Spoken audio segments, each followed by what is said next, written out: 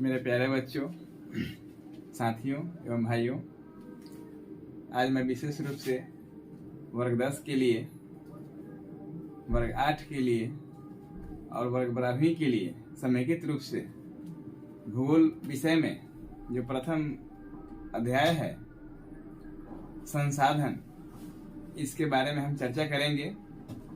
भूगोल को लोग समस्यापरक विषय के रूप में जानते आए हैं, हालांकि यह समस्यापरक विषय है नहीं, बहुत ही इंटरेस्टिंग और रुचिकर विषय है। यह कला विषय के अंतर्गत विज्ञान माने जाने वाले विषय, सभी विषयों की मदर कही जाती है। इन्हें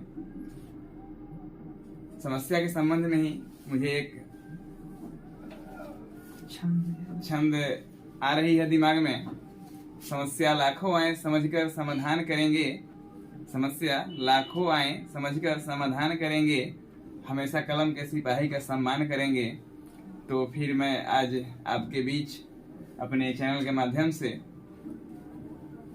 संसाधन पर मैं कुछ समझ विकसित करने का प्रयास कर रहा हूँ। इसे आप लोग जरा ध्यान से देखेंगे। वर्ग 10 में जो पहला चैप्टर है वह है संसाधन विकास और उसका उपयोग। इस पर हम लोग आज बारीकी से एक समझ पैदा करेंगे। सबसे पहली बात है संसाधन। संसाधन क्या है? तो संसाधन को जब हम संधि विच्छेद करेंगे तो इसमें सम, धन, साधन, यानी कि साधनों को समानता, समान रूप से उसका विवेचन, उपयोग करना ही संसाधन होता है। किसी भी वस्तु को जब हम उपयोगी बना लेते हैं तब वो संसाधन के श्रेणी में चला आता है। घर में बहुत सारे सामान पड़े होंगे आपके, जहाँ के तहाँ कोना में, रैक पे, अलमीरा में बहुत सारे सामान पड़े होंगे, लेकिन वह साधन है, वह धन है, परिसंपत्ति है, लेकिन तब तक वह साधन है जब तक कि उसका उपयोग नहीं है। जैसे ही उसका उपयोग शुरू होता है हम उसे संसाधन के श्रेणी में ला देते हैं। सपोज करते हैं कि चप्पल टूट गया तो फट से याद आता है कि धागा किधर है, सुई किधर है, और वह धागा और सुई उस समय आपके लिए संसाधन बन जाता है। तो किसी भी वस्तु को जब हम उपयोग की श्रेणी में ला देते हैं, आवश्यकता की श्रेणी में लाते हैं, तब वह संसाधन बन जाता है। अन्यथा परिसंपत्ति तो है ही, साधन तो है ही।